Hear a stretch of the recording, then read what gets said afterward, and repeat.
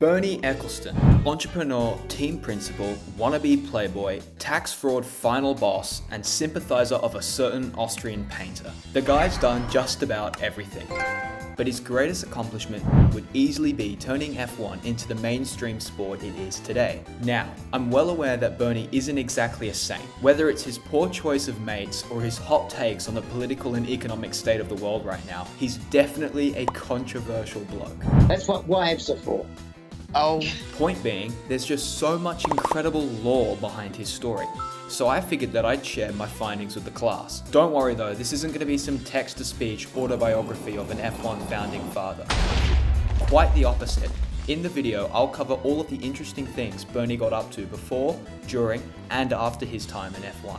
Afterwards, I'm gonna take you through the top 3 craziest things Bernie has ever said. And believe me when I say, this guy is a level above infamous fashion icon Kanye West when it comes to cancelable statements. Anyhow, I'll stop hyping it up. Let's get right into the generational run of Bernie Ecclestone. Rightio, so Bernie's life began almost a century ago, and he came from virtually nothing, as his father was a fisherman and his mum didn't even have a job.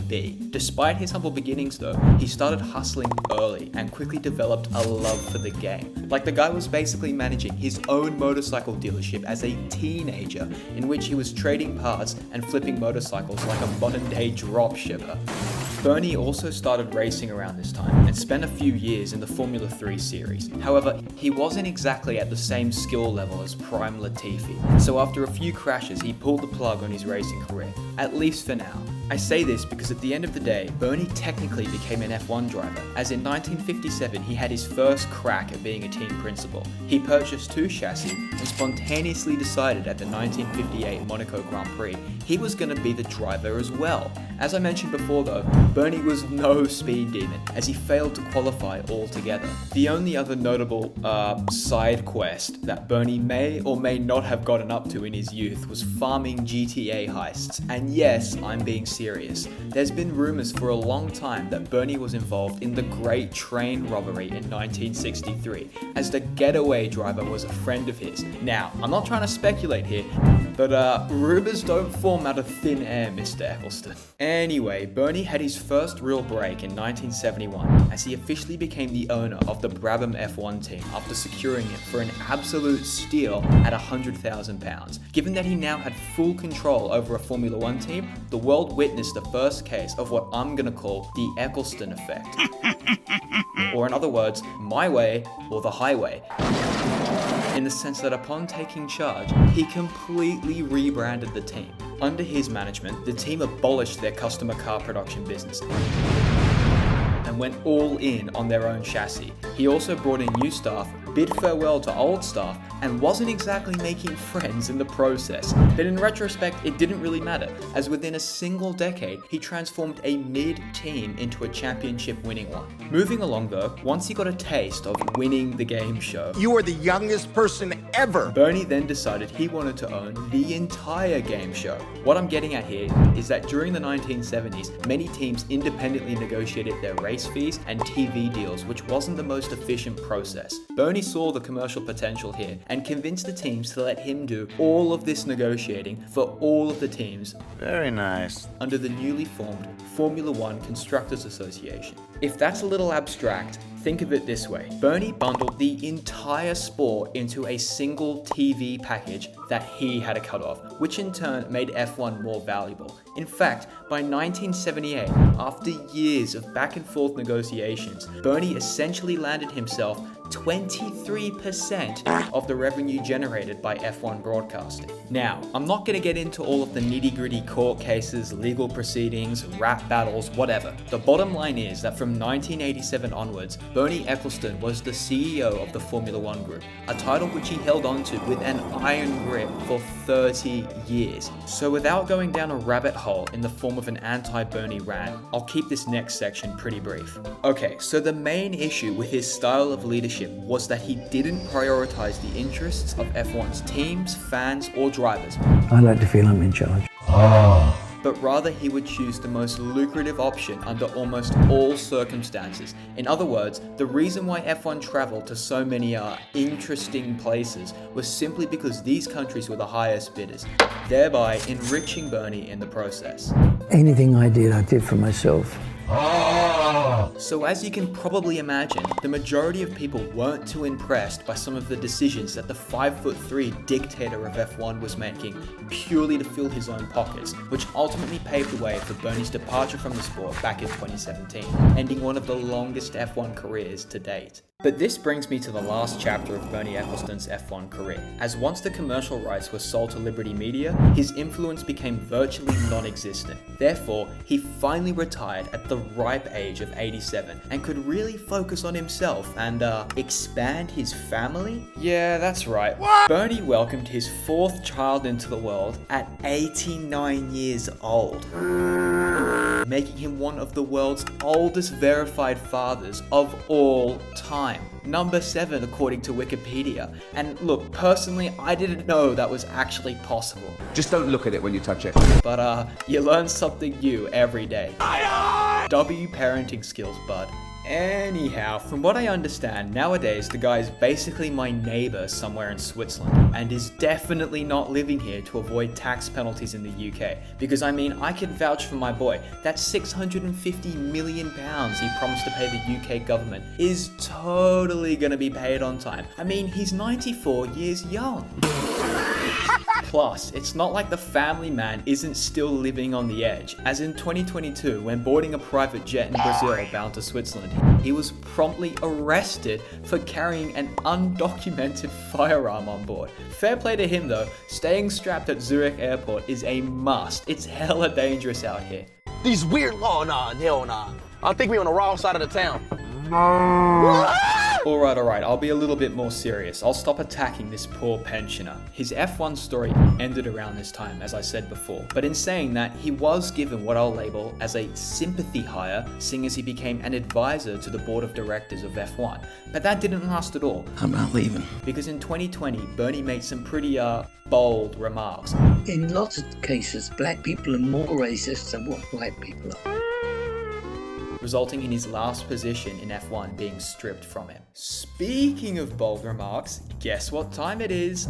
I've taken the liberty to compile arguably the most diabolical statements Bernie has cooked up over the past century and have shortlisted them to a definitive top 3 ranking. In 3rd place, we have Mr. Ecclestone's take on the ongoing battle royale in Eastern Europe. I don't want to get demonetized, so bear with me here when I use metaphors like this. Long story short, once upon a time back in 2022, the then 91-year-old was getting his tan on in Ibiza and decided he wanted to hop on a Zoom call with a British news channel to yap about Formula 1. And well, as you can probably guess, the topic quickly veered away from F1. I can't get an erection! And next thing you know, Bernie is chatting about his good mate Vlad. Let's hear what he had to say about his relationship with Vlad since the conflict began. Do you still regard him as a friend? Yeah, I'd still take a bullet for him. Bruh, okay, I think that's enough screen time for one day, Bernie. Let's get you to bed and take your meds. The worst part of this is that he doubled down on this stance and tried to justify it by any means necessary, to the extent that when the interviewer asked him point blank if he could stand by Russia's actions, he said this. Well, it wasn't intentional. Bro, what? Yeah, all those missile strikes, forget it. Complete misinput. It's all a big misunderstanding. I couldn't agree more, mate. Pack it up, Bernie. The aged care facility awaits. Holy. Because he's a first-class person. In 2nd place, we have Mr. Ecclestone's comments on 15% of you watching this video. Back in 2005, Danica Patrick became one of the very few females in history to drive in the IndyCar series and eventually became the only female driver to win in this league. Anyhow, she attracted a lot of media attention in her rookie season due to 3 pole positions and finishing a race in 4th place, which raised Bernie's eyebrows. So when he was asked about Danica's ongoing success, Bernie said, and I quote, that he didn't think she was going to make it. Harmless, right? Well, it got far worse. I don't know who rattled Bernie's cage, but for whatever reason, he felt the need to build on his response. I'm not finished. Now, for my sake, in case some of you evil people watching want to take me saying this out of context, I'm gonna let Lightning McQueen read this quote out loud for all of you. Here's what Bernie had to say about Danica. You know, I've got one of those wonderful ideas. Women should be dressed in white like all the other domestic appliances. Ka-chow! Yeah, man, I wish I was making this up. I don't have too much to say about that one. I mean, I'd hope that the entire political spectrum, ranging from marcher enthusiasts to Instagram core sellers, can see the problem with the CEO of F1 dropping a sentence like this. In saying that though, brace yourself because somehow it got worse. In first place, taking the gold for the most controversial thing he has ever said, we have Mr. Ecclestone's soft spot for the Austrian painter. And believe me, I wish I was joking. I won't even try paraphrasing this. Here's what he said. Terrible thing to say this, I suppose, but apart from the fact that Hitler got taken away and persuaded to do things that I have no idea whether he wanted to do or not, he was, in the way that he could command a lot of people, able to get things done. Excuse me? Yeah, you heard that clearly. I don't even think a psych ward could handle the excessive use of free will, like the man in charge of F1 going on record to say that Hitler got things done is crazy work. Plus, as per usual, Bernie couldn't resist the urge to back up his stances with some slop justification. Like, according to him, if you have a look at a democracy, it hasn't done a lot of good for many countries, including this one. Bruh. Couldn't have said it better myself, Bernie. I am the chosen one. Countries without a democracy, such as North Korea or Afghanistan, are truly the epicenter of human innovation and accomplishment. Well said, mate. I'll leave it there, like this is an F1 channel after all. You get the idea though. It'd probably be in the best interest of all parties concerned if the CEO of F1 wasn't idolizing Charlie Chaplin like some 12-year-olds scrolling through Save Europe reels. Rightio, controversial remarks aside, it'd be pretty unfair to end this video on a negative note, mainly because, as I said at the beginning, whether you're a fan of his political affiliations or not, F1 would simply not be what it is today without him. However, if you still can't stomach some of his more distasteful comments, you'd be relieved to know that Bernie himself is surprisingly self-aware, and I'm not just saying that lightly. He actually turned down a knighthood because he felt that it wasn't deserved. Anyhow, I'm just glad that he's since made his peace with F1, given that he was invited by the FIA to present a trophy at the Austrian Grand Prix earlier this year, which was surprisingly his very first time on the podium. Pretty wholesome way to end his generational run, if you ask me. But that's all I got today. Thank you so much to the people who are still watching and who leave nice comments down below. Like, as you heard earlier in the video, I'm now monetized, so I have more time to invest into these videos, and I can now get things like a mic. I'll probably have that by next video. But yeah, be sure to subscribe to F1 Yapathon if you enjoyed, and like the video, because it will help me out. Also, make sure you check out the Discord server, but that's all I got. Cheers. This one really mattered. And I just want to say thank you for making it happen. My heart goes out to you.